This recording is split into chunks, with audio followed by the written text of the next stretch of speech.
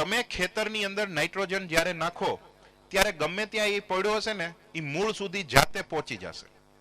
એટલે તમે ઉપરથી છંટકાવ કરો છો ને તો એ કદાચ છોડથી આઘું પડ્યું હશે ને તોય તે જમીનની મારફતે એ મૂળ સુધી જાતે પહોંચી શકે.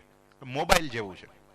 નાઇટ્રોજનનો ઉપયોગ જે છે એ છોડની વૃદ્ધિ માટે થાય એટલું યાદ રાખવાનું.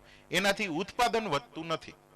છોડનો વિકાસ, છોડનો કલર, લીલો છોડ સારો થાય, એનું છોડની ઊંચાઈ વધે, છોડનો વિકાસ સારો થાય, એના માટેનું માત્ર ખાતર છે નાઇટ્રોજન.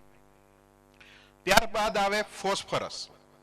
ફોસ્ફરસ જે છે એ લેન્ડલાઇન ફોન જેવું છે. આપણું લેન્ડલાઇનનું ડબલું હતું ને પેલા, એને તમે ક્યાંય લઈને ન જઈ શકો. એ જ્યાં પડ્યું હોય ન્યા રહે, તમારે ત્યાં જવું પડે. કેમ?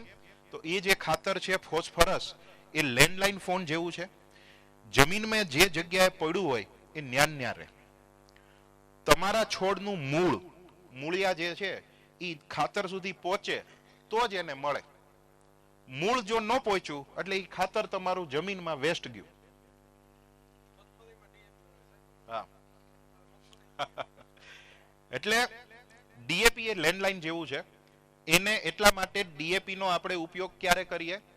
જ્યારે આપણે ચાસ બનાવતા હોય, જમીન તૈયાર કરતા હોય ત્યારે કરવામાં આવે. ફોસ્ફરસ યુક્ત ખાતરો.